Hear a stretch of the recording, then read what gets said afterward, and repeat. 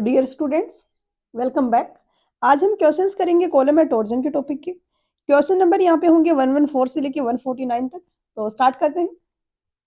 Question number 114 में दिया है कि एक शॉर्ट बार एलिमेंट है, यूनिफॉर्म क्रॉस सेक्शन से सब्जेक्टेड है, कंसंट्रेटेड एक्सियल फोर्स है दोनों एंड्स पे। तो longitudinal stress distribution cross section के अलोंग कैसे होगा? जैसे कि ये एक्सियल बार है, ये बार है एक यूनिफॉर्म क्रॉस सेक्शन की। इस तरीके से में एक्सियल फोर्स अगर लग रहा है तो इस तरीके से यहाँ पे स्ट्रेस आएगा लेंथ के अलोंग क्रॉस सेक्शन पे। सेंट वेनेट्स इक्वेशन कहती है कि ये जो है स्ट्रेस डिस्ट्रीब्यूशन ये एजेस के एंड्स के पास में यूनिफॉर्म नहीं होता है, एंड से कुछ डिस्टेंस पे आगे बीच का ये जो पोर्शन है इसमें यूनिफॉर्म रहता है। तो उसके अकॉर्डिंग यहाँ पे डी आंसर हो जाएगा, reasonably away from the two ends of the bar. Question number 115 में दिया है कि कॉलम की लेंथ अगर एल है, मोमेंट ऑफ इनर्शिया आई है, यंग्स मॉड्यूलस ई है, दोनों एंड्स पे हिंज्ड है, तो buckling load Euler's column theory के अकॉर्डिंग क्या होगा? तो ये होता है पाई square E I upon L square. L यहाँ पे एल इफेक्टिव होगा, एल ई। क्वेश्चन में हमें दिया कि दोनों एंड्स पे हिंज्ड है, तो इस केस में एल इफेक्टिव टोटल लेंथ के इक्वल होता है, और यहाँ पर आंसर हो जाएगा ऑप्शन सी। क्वेश्चन नंबर 116 में दिया है कि एक सर्कुलर शाफ्ट है, सब्जेक्टेड है ट्विस्टिंग मोमेंट टी से, बेंडिंग मोमेंट एम एक्ट कर रहा है, तो maximum bending stress to maximum shear stress का रेशियो क्या होगा? तो यहाँ पे हम इस इक्वेशन से निकालते हैं बेंडिंग स्ट्रेसेस। तो एफ हो जाएगा M upon I into Y, और जो शियर स्ट्रेस है उसको अगर हम टो से डिनोट करते हैं तो ये हो जाएगा T upon J into are.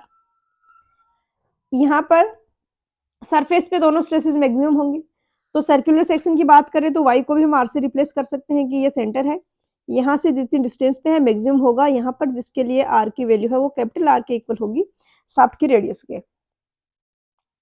अब इन दोनों का अगर हमें रेशियो निकालना है एफ अपॉन टो का, तो इनका रेशियो क्या हो जाएगा? M upon I T upon J. R R दोनों में सेम है तो कैंसिल हो जाएगा। ये आ जाएगा M upon T into J upon I. J होता है pi by 32 D raise to power 4, और आई होता है pi by 64 D raise to power 4। तो यहाँ पे 2m अपॉन टी आ जाएगा आंसर ऑप्शन ए। यहाँ पर अब अगर एफ बी बेंडिंग स्ट्रेस है, टो शियर स्ट्रेस है, तो फॉर्मूला यहाँ पर होगा शियर स्ट्रेस जो प्रिंसिपल स्ट्रेसेस है उनका, सिग्मा 1 और sigma 2, F B by 2 plus minus F B by 2 का स्क्वायर प्लस टो का स्क्वायर का रूट। यहाँ पर अब पॉजिटिव वाला लेंगे तो मैक्सिमम प्रिंसिपल स्ट्रेस आएगा, नेगेटिव वाला लेंगे तो मिनिमम वाला आ जाएगा। हमसे पूछा है मैक्सिमम, तो हमारे लिए वो वैल्यू होगी F B by 2 plus F B by 2 का स्क्वायर प्लस टो का स्क्वायर का रूट। हमें पता है कि एफ बी इक्वल होता है M upon I dot R के, मैक्सिमम वाला, और टो इक्वल होगा M dot J upon R के। आई की वैल्यू होगी pi by 64 D raise to power 4, R की जगह आप डी बाई 2 लिख सकते हो, और जे की वैल्यू होगी pi by 32, sorry pi by 32 D raise to power 4। यहाँ पर अब इस वाले इक्वेशन में अगर आप ये वैल्यूज रखोगे एफ बी की और टो की, तो इसमें ये तो कॉमन आ जाएगा 16 पाई डी क्यूब, और अंदर बचेगा m plus M square plus T square का स्क्वायर रूट। ये आएगा तो मैक्सिमम प्रिंसिपल स्ट्रेस यहाँ पर हो जाएगा जो ऑप्शन डी में दिया है। ये भी है, इसमें पाई ऊपर दे दिया है, ये एक मिस्टेक है बी वाले में। क्वेश्चन नंबर 118 में दिया है कि एक होलो सर्कुलर सेक्शन है, इंटरनल डाया डी है, एक्सटर्नल डाया 1.5 डी है, सब्जेक्टेड है कंप्रेसिव लोड से। मैक्सिमम डिस्टेंस कितनी पर हम लोड अप्लाई कर सकते हैं कि टेंशन ना है कॉलम में? क्या होगा? जैसे ये कोई कॉलम है, इसमें इस तरीके से एक्सियल कंप्रेसिव फोर्स लगते हैं और इसके कारण डायरेक्ट कंप्रेशन आता है, स्ट्रेसेस आते हैं। दूसरा क्या होगा? इसमें बकलिंग भी होगी अगर ये एसेंट्रिसिटी पे लग रहा है लोड, तो उसके कारण इस तरीके से अगर बकल होता है तो यहाँ पर कंप्रेसिव स्ट्रेसेस आएंगे, यहाँ पर टेंसाइल स्ट्रेसेस आएंगे। डायरेक्ट कंप्रेशन के कारण क्या स्ट्रेस आएंगे? पी अपॉन ए। पी अगर लोड है, एक क्रॉस सेक्शनल एरिया है ये वाला, तो स्ट्रेस पी अपॉन ए होगा। अगर बकलिंग हो रही है तो उस केस में हम स्ट्रेसेस इस वाले फॉर्मूले से निकालेंगे, एम अपॉन आई। यहाँ से एफ बी आ जाएगा M upon I into Y. Y की जगह हम यहाँ पर सर्कुलर शाफ्ट है तो मैक्सिमम स्ट्रेस अगर हमें निकालना है तो आर डी बाई 2 रखेंगे, और आई है इसकी वैल्यू हो जाएगी पाई बाई 64 सेक्शन है वो इस तरीके से है कि ये होलो है और ये बाहर से सॉलिड है, ये इतना सॉलिड है, बीच का होलो है। तो यहाँ पर ये जो है ये डाया होगा स्मॉल डी और ये एक्सटर्नल डाया है ये होगा 1.5 डी। इनिशियली हम आउटर डाया को कैपिटल डी ले लेते हैं, इनर वाले को स्मॉल डी ले लेते हैं, इसी के टर्म में इक्वेशन लिख लेते हैं, बाद में हम वैल्यूज पुट कर देंगे। अब होगा क्या, ये वाला स्ट्रेस डायरेक्ट के कारण, डायरेक्ट कंप्रेशन के कारण, ये वाला स्ट्रेस एक साइड कंप्रेशन आ रहा है, एक साइड टेंसाइल आ रहा है।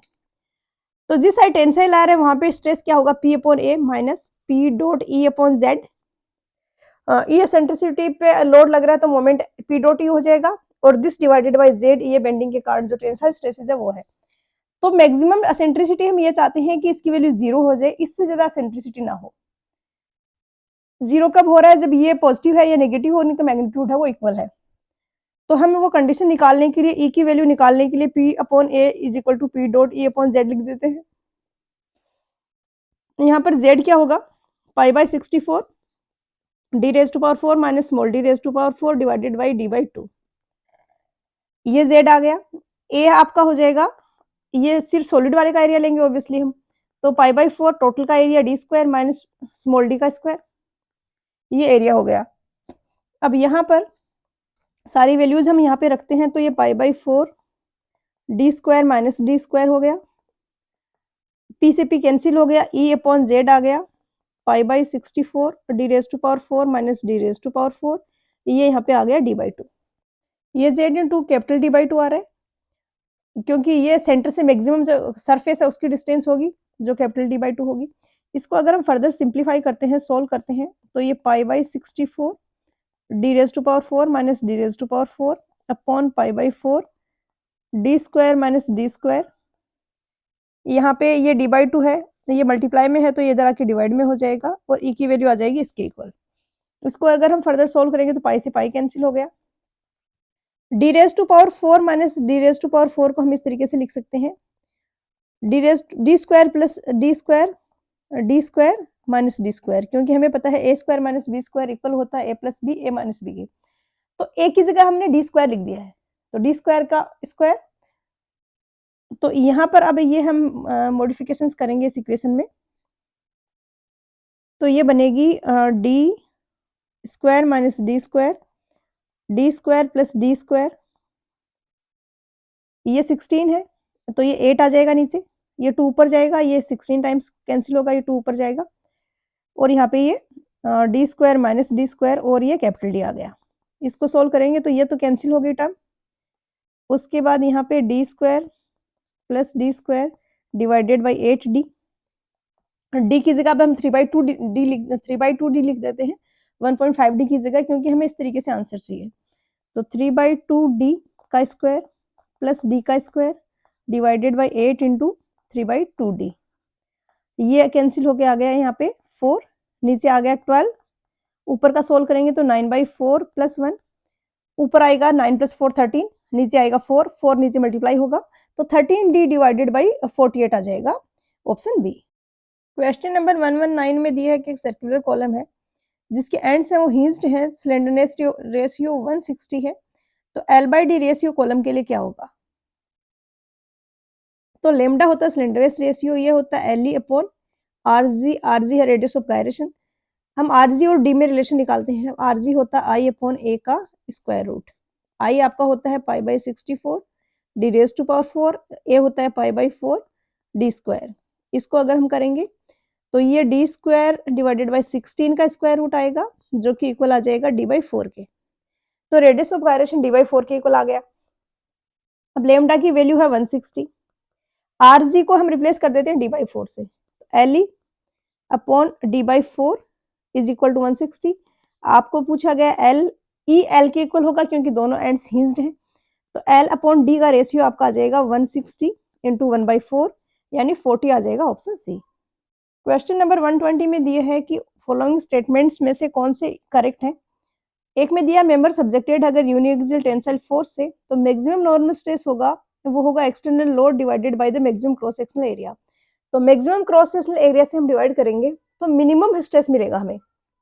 अगर हमारा क्रॉस सेक्शन वेरिंग है, इस तरीके से हमारा मेंबर की क्रॉस सेक्शन है वो हर जगह पे A1 A2 ये सेम नहीं है, तो उस केस में क्या होगा, सेम नहीं है तो जहाँ पे एरिया ज़्यादा होगा वहाँ पे स्ट्रेस कम आएगा। स्ट्रेस होता है P/A, एरिया ज़्यादा होगा वहाँ पे स्ट्रेस की वैल्यू कम आएगी। तो ये ठीक हो गया। सॉरी ये स्टेटमेंट गलत हो गया। मिनिमम होता तो ये स्टेटमेंट करेक्ट होता। सेकंड में दिया है कि स्ट्रक्चरल मेंबर सब्जेक्टेड है यूनिएक्सियल लोडिंग से, तो शियर स्ट्रेस 0 होगा on a plane where the normal stress is maximum. तो ये चीज़ हमेशा होती है, प्रिंसिपल प्लेन्स पे शियर स्ट्रेस 0 होता है और नॉर्मल स्ट्रेस मैक्सिमम होता है। तो ये करेक्ट स्टेटमेंट हो गया। थर्ड में दिया है कि मेंबर सब्जेक्टेड है यूनिएक्सियल लोडिंग से, तो नॉर्मल स्ट्रेस प्लेन्स पे मैक्सिमम शियर स्ट्रेस होगा। नॉर्मल स्ट्रेस होगा प्लेन्स पे, कौन से प्लेन्स पे, जिन पे शियर स्ट्रेस मैक्सिमम है वो लेस होगा मैक्सिमम से। तो प्रिंसिपल स्ट्रेसेस में मैक्सिमम शियर स्ट्रेस होता है, मैक्सिमम नॉर्मल स्ट्रेस होता है, बाकी सारे प्लेन्स पे उससे कम होता है। तो जिस प्लेन पे शियर स्ट्रेस मैक्सिमम है वहां पर ऑब्वियसली जो स्ट्रेस है नॉर्मल स्ट्रेस वो प्रिंसिपल स्ट्रेस से कम होगा। तो सेकंड और थर्ड करेक्ट स्टेटमेंट हुए और सी यहाँ पर आंसर आ गया। क्वेश्चन नंबर 121 में दिया है कि रिजल्टेंट है वो कट कर रहा है बेस ऑफ सर्कुलर कॉलम को एसेंट्रिसिटी d/4 पे। रेशियो क्या होगा, मैक्सिमम कंप्रेसिव स्ट्रेस और मैक्सिमम टेंसाइल स्ट्रेस के बीच में। तो अगर एसेंट्रिक लोडिंग है उस केस में स्ट्रेस होता है ये तो डायरेक्ट कंप्रेशन के कारण प्लस माइनस P.E/Z, ये वाला है ये बेंडिंग के कारण है और ये वाला है ये डायरेक्ट कंप्रेशन के कारण है। अब यहाँ पर जब हम प्लस लेंगे तो मैक्सिमम कंप्रेसिव हमें मिलेगा, माइनस लेंगे तो मैक्सिमम जो टेंसाइल स्ट्रेसेस है वो हमें मिलेंगे। तो यहाँ पर E की वैल्यू आपको दी गई है, बाकी कुछ नहीं दिया है। ये दिया है कि सर्कुलर कॉलम है और डाया है वो D है, तो हमें यहाँ पे बेसिकली रेशियो लेना है P/A प्लस P.E/Z, ऊपर कंप्रेसिव लेना है नीचे टेंसाइल लेना है माइनस P.E/Z। यहाँ पर आप वैल्यूज रख देते हैं हम। सबसे पहले तो P है वो कैंसिल आउट हो जाएगा, P ऊपर वाली टर्म में भी कॉमन आ जाएगा नीचे वाले में भी आ जाएगा, तो ये तो कैंसिल हो गया। अब हम रखेंगे वैल्यूज सारी टर्म की, E की भी रखेंगे। A आपका होगा π/4d² माइनस P कैंसिल हो गया E/π/4 π/32 और d³ यहाँ से आ जाएगा ये चीज Z की value divided by π/4d² minus sorry ऊपर प्लस आएगा नीचे माइनस आएगा E/π/32 d³।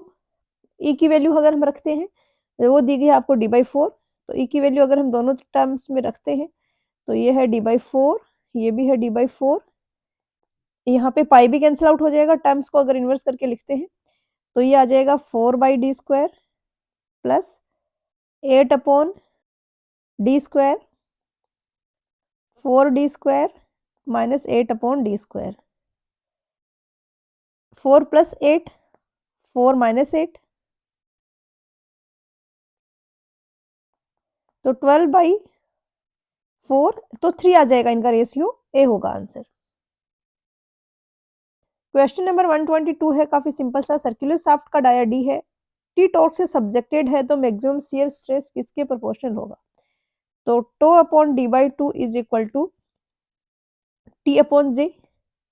यहाँ से टो आपका आ जाएगा T/J इंटू d/2।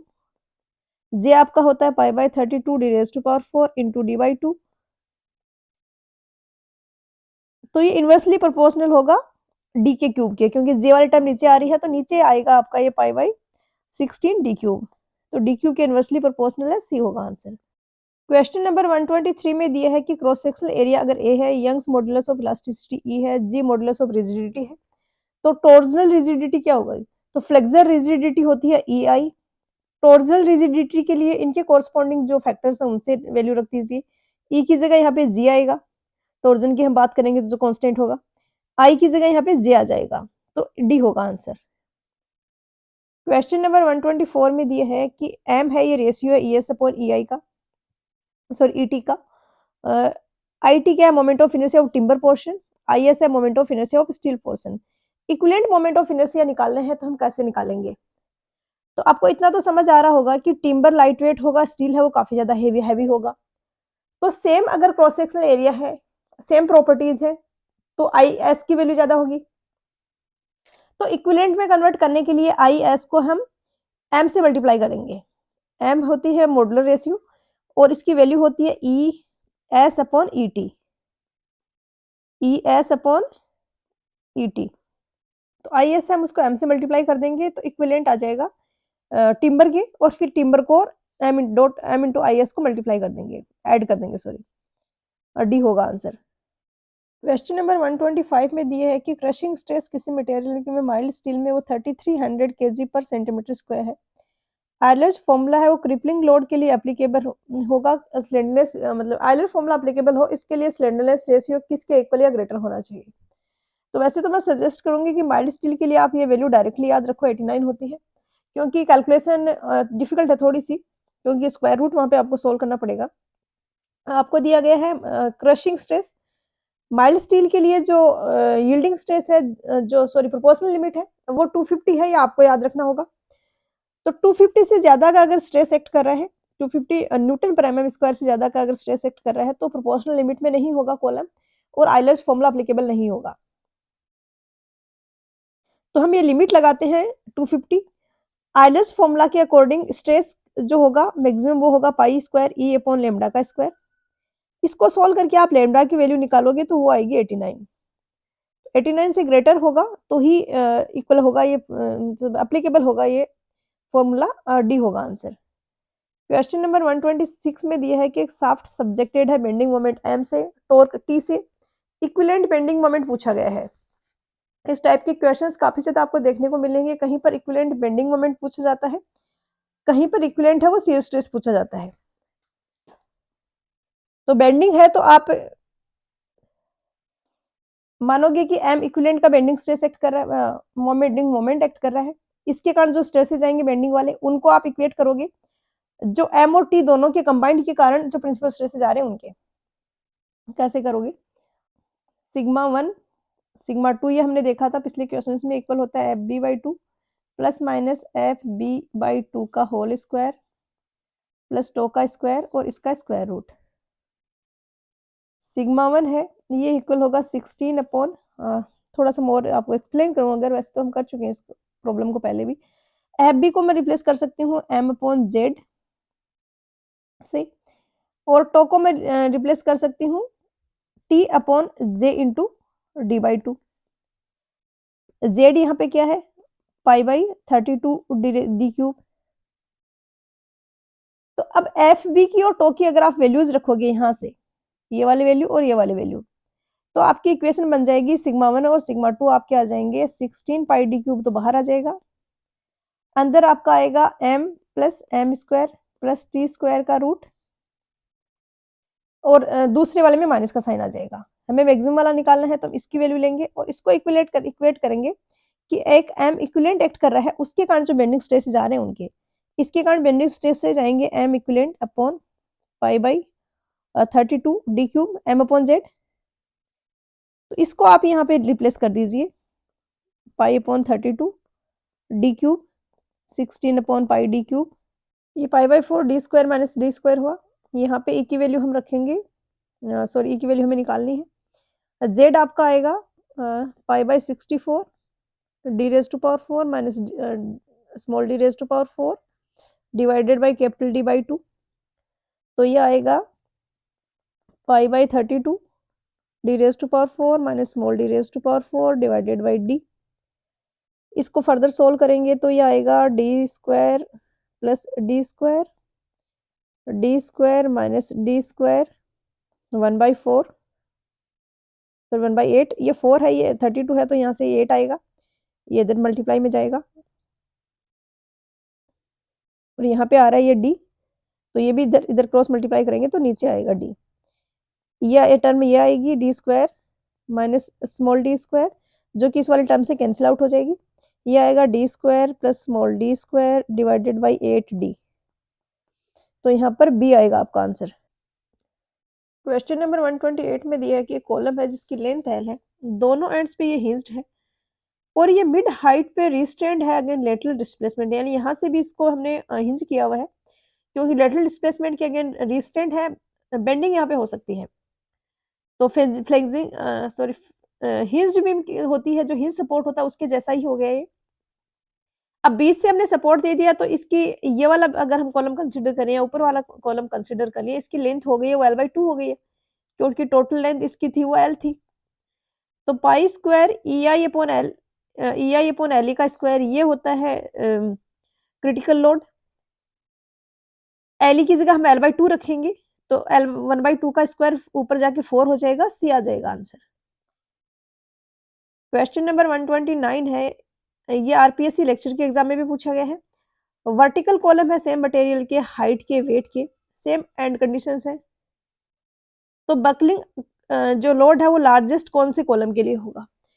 तो यहाँ पर एक तो सॉलिड सर्किल है, दूसरा सॉलिड स्क्वायर है, और तीसरा है वो थिन होलो सर्किल है, और फोर्थ है वो आई सेक्शन है। आई सेक्शन बेस्ट होता है एज ए बीम, क्योंकि बीम में हमें पता है कि बेंडिंग होगी वो इस वाले एक्सिस के अबाउट ही होगी, और इसके अबाउट मोमेंट ऑफ इनर्शिया की वैल्यू ठीक होती है, मतलब सिग्निफिकेंट होगी, ज्यादा होगी। बट अगर हम उसको कॉलम की यूज करेंगे तो ये इस एक्सिस के अबाउट भी बेंड हो सकता है। कॉलम इस तरीके से होता है मेंबर, तो ये इधर भी बेंड हो सकता है, इस प्लेन के परपेंडिकुलर वाली डायरेक्शन में भी बकल हो सकता है। तो इसलिए आई सेक्शन है वो as a column compare to circular section better नहीं होगा, क्योंकि इस एक्सिस के अबाउट आई की वैल्यू कम है।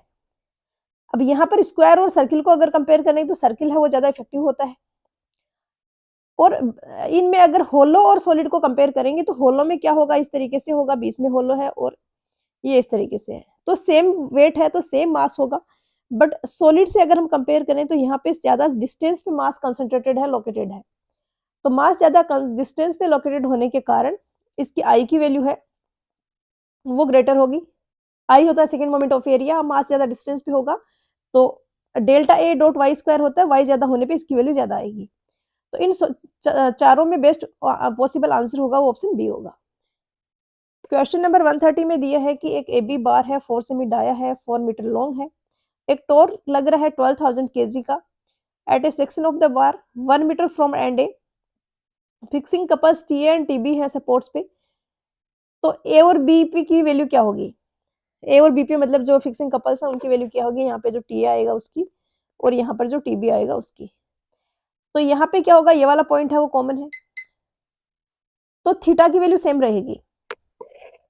थीटा होता है टी अपॉन जे, एन को जगह हम जी लिख सकते हैं या एन लिख दीजिए, दोनों ही सिंबल यूज किए जाते हैं। तो थीटा आएगा आपका टी एल अपॉन जी जे, कॉलम सेम है, जी और जे की वैल्यू तो सेम हो गई, थीटा भी सेम है, तो टी है वो किसके प्रोपोर्शनल होगा, 1/l के। तो इसकी डिस्टेंस 1 मीटर है, इसकी 3 मीटर है, तो ये 3 टाइम्स है इस वाली डिस्टेंस का, तो इसमें 1/3 होगा जो टॉर्जन जाएगा वो, तो 12,000 का टोटल टॉर्जन है, तो 3,000 जाएगा इसमें, 9,000 जाएगा वो यहाँ पे जाएगा, आंसर ऑप्शन डी हो जाएगा। क्वेश्चन नंबर 131 में दिया है कि रैंकाइन्स फॉर्मूला कौन सी स्लेंडरनेस रेशियो की वैल्यूज के लिए एप्लीकेबल होता है? तो हमने देखा था ऐसा था रैंकाइन्स फॉर्मूला, तो ये बकलिंग वाले इफेक्ट को भी कंसीडर करता है, डायरेक्ट कंप्रेशन को भी करता है, तो ये शॉर्ट कॉलम, लॉन्ग कॉलम, सारे टाइप के कॉलम्स के लिए एप्लीकेबल है, एनी वैल्यू आंसर हो जाएगा ऑप्शन डी। क्वेश्चन नंबर 132 में दिया है कि रेक्टेंगुलर कॉलम है, मिडिल थर्ड रूल है, उसके अकॉर्डिंग लोड जो अप्लाई कर रहे हैं वो किस विड्थ में होना चाहिए, कितनी डिस्टेंस में होना चाहिए सेंटर से, ताकि कोई टेंसाइल स्ट्रेसेस ना आए। तो मिडिल थर्ड रूल इसको बोला जाता है, ये कहता है कि अगर ये है कॉलम, ये डायमेंशन डी है, ये वाली बी है, तो इसको बी को अगर हम 3 पार्ट्स में डिवाइड कर दें, ये b/3 हो गया, ये सेंटर का b/3 हो गया, इस साइड का b/3 हो गया, 3 पार्ट्स में हमने डिवाइड कर दिया, तो अगर आपका रिजल्टेंट इस मिडिल वाले पार्ट पोर्शन में लाई कर रहा है तो टेंसाइल स्ट्रेसेस नहीं होंगे, कंप्रेसिव स्ट्रेसेस होते हैं ये, टेंसाइल होंगे वो होंगे ये। तो मैक्स टू मैक्स अगर ये इस बाउंड्री पे यहाँ पे लाई कर रहा है सेंटर से b/6 डिस्टेंस पे, तो ये वैल्यू है वो दोनों की इक्वल होगी, नहीं तो ये वाली वैल्यू ग्रेटर होगी और कंप्रेशन ही रहेगा। मैक्स टू मैक्स इस वाली लाइन पे अगर लोडिंग है, इस वाली लाइन पे या इस वाली लाइन पे, ये होंगे b/6 डिस्टेंस पे, इधर वाला भी b/6 डिस्टेंस पे होगा, क्योंकि मिडिल वाला पोर्शन है उसकी विड्थ b/3 है, तो b/6 की डिस्टेंस मैक्सिमम तक लोकेटेड है, तो कोई भी टेंसाइल स्ट्रेसेस नहीं आएंगी, और इसको मिडिल थर्ड रूल बोला जाता है, याद रखना है आपको, डी होगा यहाँ पर आंसर। आप इस फॉर्मूले से इसको निकाल भी सकते हो, मैक्स टू मैक्स इक्वल हो सकते हैं, तो यहाँ पे इसको आगे वैल्यूज रखोगे तो ई आ जाएगा आपका z/a, आप इसको सोल्व कर सकते हो। क्वेश्चन नंबर 133 में दिया है कि कंडीशंस हैं कि स्ट्रेसेस हैं वो हमेशा कंप्रेसिव रहे, तो एसेंट्रिसिटी क्या होनी चाहिए, तो हम कर चुके हैं इस पे काफी सारे क्वेश्चंस। 1/3 में रिजल्टेंट लाई करना चाहिए, एसेंट्रिसिटी सेंटर से जो है वो b/6 हो सकती है दोनों साइड, तो यहाँ पे ए आएगा आंसर, ये करेक्शन है। क्वेश्चन नंबर 134 में दिया है कि एक एक्सिली लोडेड कॉलम है जिसमें स्ट्रेस इंटेंसिटी कैलकुलेट कौन से फॉर्मूले से करेंगे। तो अगर एक्सिली लोडेड है तो उसमें बकलिंग तो हो नहीं रही है, वहां पे डायरेक्ट कंप्रेशन आ रहा है और वो इक्वल होगा total load divided by total cross sectional area. तो यहाँ पर बी आएगा आंसर। क्वेश्चन नंबर 135 में दिया है कि एक शॉर्ट मैसनरी एक शॉर्ट मैसनरी पिलर है जिसका क्रॉस सेक्शन है 16 to 60 सेमी। लोड लग रहा है इसमें एक पॉइंट लोड 36,000 का, 36,000 kg का। ये एक्ट कर रहा है सेंट्रोइडल से 10 सेंटीमीटर की एसेंट्रिसिटी पे। लॉन्गिट्यूडनल एक्सिस जो है सेंट्रोइड से पास होती हुई है, इससे 10 सेंटीमीटर की एसेंट्रिसिटी पे एक्ट कर रहा है। सेक्शन मॉड्यूलस जेड जो है वो 26,000 सेंटीमीटर स्क्वायर, नहीं एक तो क्यूब होगा ये। तो स्ट्रेसेस क्या होगा डायरेक्ट लोड के कारण। अब ध्यान रखना है यहाँ पे आपको बेंडिंग वाला नहीं पूछा है, डायरेक्ट वाला पूछा है। तो डायरेक्ट वाला तो सिंपल है, इसमें जेड वगैरह की जरूरत भी नहीं पड़ेगी, पी अपॉन ए हो जाएगा। पी आपका लोड है 36,000 डिवाइडेड बाई 60 इंटू 60। तो यहाँ से ये 36 कैंसिल हो गया, ये हो गया, तो 10 आ जाएगा, ऑप्शन सी। क्वेश्चन नंबर 136 में दिया है कि एक इलेक्ट्रिक पोल है वो 10 मीटर हाई है ग्राउंड लेवल से। इफेक्टिव लेंथ क्या होगी इसकी डिजाइन पर्पज से। चिमनी है, पोल है, इनमें क्या होगा, एक एंड तो इनका फिक्स्ड होता है, दूसरा फ्री होता है कम्प्लीटली। तो यहाँ पर एल इफेक्टिव है वो इक्वल होता है 2L के। तो यहाँ पे 2L का हो जाएगा तो 20 हो जाएगा effective length, option C. Question number 137 में दिया है कि आइलर्स फॉर्मूला वैलिड हो इसके लिए स्लेंडरनेस रेशियो लेमडा है जो एल अपॉन आर जी, उसकी वैल्यू क्या होनी चाहिए। तो ये 89 होता है वैसे तो, बट फिर आपको ऑप्शंस के हिसाब से देखना पड़ेगा। तो सी होगा आंसर, क्योंकि 89 तो है नहीं, तो 80 आंसर करोगे आप। क्वेश्चन नंबर 138 में दिया है कि एक्चुअल लेंथ है एल है, कॉलम हिंज्ड है दोनों एंड्स पे, तो इफेक्टिव लेंथ क्या होगी। एल के इक्वल होगा दोनों एंड्स अगर हिंज्ड है तो। एक कॉलम है जिसका वन एंड फिक्स्ड है, अदर एंड है वो हिंज्ड है। ये वाला थोड़ा सा कम याद रहता है स्टूडेंट्स को ये वाला केस, बट सारा आपको याद रखना है। ये आपका फोम में भी यूज हो रहा है, स्टील में भी हो रहा है, आरसीसी में भी हो रहा है। तो ये टेबल आपको पूरी याद होनी चाहिए। एक एंड फिक्स्ड है, दूसरा हिंज्ड है, तो L by root two effective length होती है आपकी। तो pi square E I upon L E का स्क्वायर, तो एल ई हो गया एल बाई रूट टू इसका square is equal to 2 pi square E I upon L square. तो यहाँ पर आंसर होगा वो ऑप्शन डी हो जाएगा। क्वेश्चन नंबर 140 में दिया है कि एक चिमनी फिक्स्ड है ग्राउंड में, तो एक्चुअल लेंथ के कंपेयर्ड इफेक्टिव लेंथ क्या होगी, ट्वाइस होगी। एक एंड फिक्स्ड है, दूसरा एंड अगर हिंज्ड है तो एल 2L के इक्वल होता है। तो ए होगा आंसर। क्वेश्चन नंबर 135 में दिया है कि एक शॉर्ट मैसनरी पिलर है जिसका क्रॉस सेक्शन है 16 to 60 सेमी। लोड लग रहा है इसमें एक पॉइंट लोड 36,000 का, 36,000 kg का। ये एक्ट कर रहा है सेंट्रोइडल से 10 सेंटीमीटर की एसेंट्रिसिटी पे। लॉन्गिट्यूडनल एक्सिस जो है सेंट्रोइड से पास होती हुई है, इससे 10 सेंटीमीटर की एसेंट्रिसिटी पे एक्ट कर रहा है। सेक्शन मॉड्यूलस जेड जो है वो 26,000 सेंटीमीटर स्क्वायर, नहीं एक तो क्यूब होगा ये। तो स्ट्रेसेस क्या होगा डायरेक्ट लोड के कारण। अब ध्यान रखना है यहाँ पे आपको बेंडिंग वाला नहीं पूछा है, डायरेक्ट वाला पूछा है। तो डायरेक्ट वाला तो सिंपल है, इसमें जेड वगैरह की जरूरत भी नहीं पड़ेगी, पी अपॉन ए हो जाएगा। पी आपका लोड है 36,000 डिवाइडेड बाई 60 इंटू 60। तो यहाँ से ये 36 कैंसिल हो गया, ये हो गया, तो 10 आ जाएगा, ऑप्शन सी। क्वेश्चन नंबर 136 में दिया है कि एक इलेक्ट्रिक पोल है वो 10 मीटर हाई है ग्राउंड लेवल से। इफेक्टिव लेंथ क्या होगी इसकी डिजाइन पर्पज से। चिमनी है, पोल है, इनमें क्या होगा, एक एंड तो इनका फिक्स्ड होता है, दूसरा फ्री होता है कम्प्लीटली। तो यहाँ पर एल इफेक्टिव है वो इक्वल होता है 2L के। तो यहाँ पे 2L का हो जाएगा तो 20 हो जाएगा effective length, option C. Question number 137 में दिया है कि आइलर्स फॉर्मूला वैलिड हो इसके लिए स्लेंडरनेस रेशियो लेमडा है जो एल अपॉन आर जी, उसकी वैल्यू क्या होनी चाहिए। तो ये 89 होता है वैसे तो, बट फिर आपको ऑप्शंस के हिसाब से देखना पड़ेगा। तो सी होगा आंसर, क्योंकि 89 तो है नहीं, तो 80 आंसर करोगे आप। क्वेश्चन नंबर 138 में दिया है कि एक्चुअल लेंथ है एल है, कॉलम हिंज्ड है दोनों एंड्स पे, तो इफेक्टिव लेंथ क्या होगी। एल के इक्वल होगा दोनों एंड्स अगर हिंज्ड है तो। एक कॉलम है जिसका वन एंड फिक्स्ड है, अदर एंड है वो हिंज्ड है। ये वाला थोड़ा सा कम याद रहता है स्टूडेंट्स को ये वाला केस, बट सारा आपको याद रखना है। ये आपका फोम में भी यूज हो रहा है, स्टील में भी हो रहा है, आरसीसी में भी हो रहा है। तो ये टेबल आपको पूरी याद होनी चाहिए। एक एंड फिक्स्ड है, दूसरा हिंज्ड है, तो L/√2 इफेक्टिव लेंथ होती है आपकी। तो pi square E I upon L E का स्क्वायर, तो एल ई हो गया L/√2 इसका square is equal to 2 pi square E I upon L square. तो यहाँ पर आंसर होगा वो ऑप्शन डी हो जाएगा। क्वेश्चन नंबर 140 में दिया है कि एक चिमनी फिक्स्ड है ग्राउंड में, तो एक्चुअल लेंथ के कंपेयर्ड इफेक्टिव लेंथ क्या होगी? ट्वाइस होगी। एक एंड फिक्स्ड है, दूसरा एंड अगर हिंज्ड है तो एल 2L के इक्वल होता है, तो ए होगा आंसर। क्वेश्चन नंबर 141 में दिया है डिजाइन ऑफ शाफ्ट के लिए क्राइटेरिया क्या होना चाहिए? तो स्ट्रेस इज मैक्सिमम जहाँ पे होंगे वहां पर हम चेक लगाएंगे कि वहां पर जो अलाउेबल स्ट्रेसेज है उनसे एक्सीड नहीं होना चाहिए, और मैक्सिमम स्ट्रेसेज होते हैं वो एक्सटर्नल सरफेस पे होते हैं, तो ए हो गया यहाँ पर आंसर। क्वेश्चन नंबर 142 में दिया है कि एंगल ऑफ ट्विस्ट अगर थीटा है शाफ्ट का टॉर्जन के अंडर, और ये एनालोगस है डिफ्लेक्शन के, मतलब बीम में डिफ्लेक्शन होगा वैसे ही शाफ्ट में थीटा होगा, तो एंगल ऑफ ट्विस्ट। जैसे हमने ये भी देखा था कि बीम में जहाँ पे आई होता है उसके कोरस्पॉन्डिंग सिमिलर जो प्रॉपर्टी शाफ्ट में होगी वो जे होगी, पोलर मोमेंट ऑफ इनर्शिया।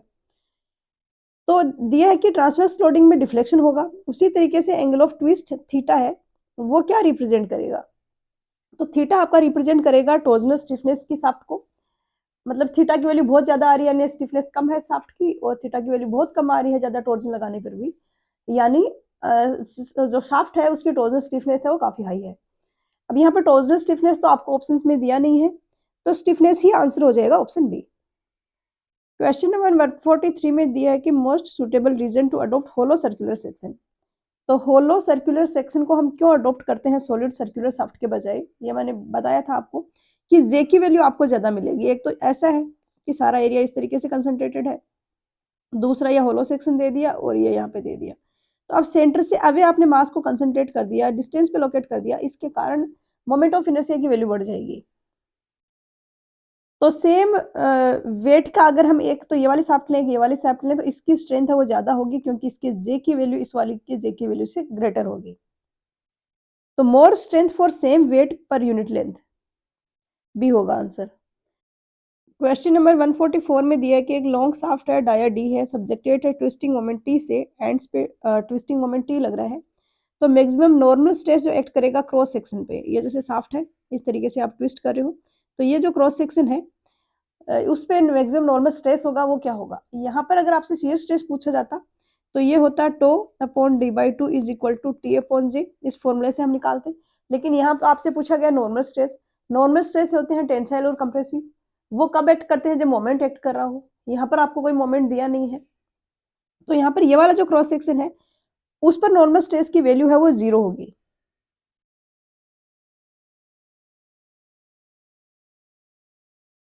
तो ये गेट का क्वेश्चन है और काफी रिपीट होते हैं ऐसे क्वेश्चंस एग्जाम में, गेट के 1 1 मार्क्स वाले क्वेश्चंस।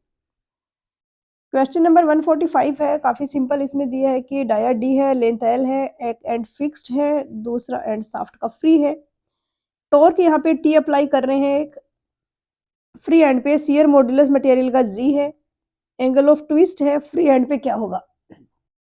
तो ये आप इससे निकालोगे T upon J is equal to G theta upon L, theta आ जाएगा टी एल अपॉन जी जे, टी आपका यहाँ पे टी की जगह टी रखोगे, एल की जगह एल रखोगे, जी और जे की जगह आप रखोगे पाई/32 d⁻⁴, तो ये आ गया 32 TL अपॉन पाई जी d⁻⁴, जो कि यहाँ पे दिया गया है ऑप्शन बी में। क्वेश्चन नंबर 146 में दिया है कि यहाँ पे 4 कॉलम है, अलग अलग एंड कंडीशंस है, उनकी ज्योमेट्रिक प्रॉपर्टीज सारी सेम है बाकी, तो चारों कॉलम्स को increasing order of their respective first buckling load, मतलब कौन इजीली बकल होगा कौन मुश्किल से बकल होगा, इस तरीके से बकलिंग जो लोड रिक्वायर्ड है इसको बकल करने के लिए उसके ऑर्डर में हमें अरेंज करना है, और कौन से ऑर्डर में हमें अरेंज करना है इनको? इंक्रीजिंग ऑर्डर में, यानी सबसे कम जिसका बकलिंग लोड है वो सबसे पहले आएगा। तो आपको पता है सबसे ज्यादा एल इफेक्टिव होता है इस वाले केस के लिए 2L के इक्वल होता है, तो इसका बकलिंग लोड है वो सबसे कम आएगा। इस तरीके से होता है ना फॉर्मूला बकलिंग लोड का, पाई square E I upon L E का स्क्वायर, तो सबसे ज्यादा तो इसका, सबसे कम इसका आएगा, तो सबसे पहले आ जाएगा फर्स्ट, सबसे बाद में कौन से का आएगा? इसका, सबसे ज्यादा बकलिंग लोड इसका होता है थर्ड वाले का, तो फिर ये एक ही ऑप्शन बचता है डी। बाकी इसका भी आपको पता है, इसका एल इफेक्टिव एल होता है और इसका एल इफेक्टिव होता है एल बाई √2। तो आप अरेंज भी कर सकते हो, यहाँ पर आपको ज़रूरत नहीं है क्योंकि 2 ही ऑप्शन ऐसे हैं जो फर्स्ट और लास्ट को करेक्ट सीक्वेंस में रख रहे हैं। तो डी आंसर हो गया। क्वेश्चन नंबर 147 में दिया है कि किसी क्रॉस सेक्शन है, कोई क्रॉस सेक्शनल प्लेन है, उसमें ऐसा पॉइंट जिससे अगर एक्सटर्नल लोडिंग का रिजल्टेंट पास होता है तो उसमें प्योर बॉन्डिंग बेंडिंग होती है, कोई भी ट्विस्टिंग नहीं होती है। तो ये शियर स्ट्रेस की डेफिनेशन है कि अगर हम लोडिंग लगा रहे हैं, उसका रिजल्टेंट अगर शियर सेंटर से पास होता है तो उसमें ओनली एंड ओनली बेंडिंग होगी, ट्विस्टिंग नहीं होगी। तो यहाँ पर सी होगा आंसर। क्वेश्चन नंबर 148 में दिया है कि एक कॉलम है जिसकी लेंथ एल है, फिक्स्ड है against rotation and translation at one end, दूसरे एंड का कुछ दिया नहीं है तो हम इसको फ्री मान रहे हैं, तो एल इफेक्टिव 2L के इक्वल हो जाएगा। क्वेश्चन नंबर 149 है, इसमें दिया है कि एक कॉलम है जिसकी हाइट h है, रेक्टेंगुलर क्रॉस सेक्शन है a × 2a, buckling load p है, क्रॉस सेक्शन को चेंज कर दिया 0.5a × 3a कर दिया, हाइट चेंज कर दिया 1.5h कर दी, तो बकलिंग लोड कितना टाइम्स हो जाएगा। तो ये आपके पास इक्वेशन होती है। तो फर्स्ट वाले केस के लिए हमने इक्वेशन लिखी है, इक्वेशन आई है हमारे पास, और ये हमें पता है कि P के इक्वल है। P है वो पहले वाला जो केस है उसका बकलिंग लोड है, तो इसका वैल्यू हमें पता है P। सेम इसी तरीके से सेकंड वाले केस के लिए हम ये इक्वेशन लिखेंगे, पैरामीटर चेंज हुए तो इस तरीके से लिख देंगे। जब भी क्रॉस सेक्शन दिया हो और आपको आई निकालना हो, आप वो वाले एक्सिस लेंगे जिसके अबाउट आई की वैल्यू मिनिमम आ रही है, क्योंकि वो क्रिटिकल एक्सिस है, वो उसके अकॉर्डिंग अलोंग है वो बकलिंग होगी। तो यहाँ पे आप अगर लिखोगे तो 3a × 0.5a का क्यूब होगा, इसलिए इस तरीके से लिखा है मैंने, ये ध्यान रखना है, रैंडम नहीं लिखा है। 1.5h का स्क्वायर। उसके बाद यहाँ पर इसको अगर आपने ये वैल्यूज रखी, ये सारी टर्म एक जगह रख लो और इसको इस सारी को सोल्व कर लो। इसको आपने लिखा तो ये आया, इसको फर्दर सिंप्लीफाई करने पे इसको हम रिप्लेस कर सकते हैं p से, तो ये p/12 हो गया। नहीं तो अगर सिर्फ l ही चेंज हो रहा है ऐसे में तो आप डायरेक्टली भी कर सकते हो, जैसे p है वो l के स्क्वायर के प्रोपोर्शनल है, तो l आपने 2 टाइम्स किया है अगर इन केस, तो 1/4 टाइम्स आपका लोड हो जाएगा। आप डायरेक्ट भी लिख सकते हो, बट यहाँ पे i आ रहा है और उसमें अलग अलग पावर्स आ रही हैं, तो आपको इस तरीके से सोल्व करना होगा, ए आएगा आंसर। तो ये यहाँ पर ये इस आज के लेक्चर के क्वेश्चंस खत्म होते हैं। नेक्स्ट में हम क्वेश्चंस करेंगे स्लोप और डिफ्लेक्शन के।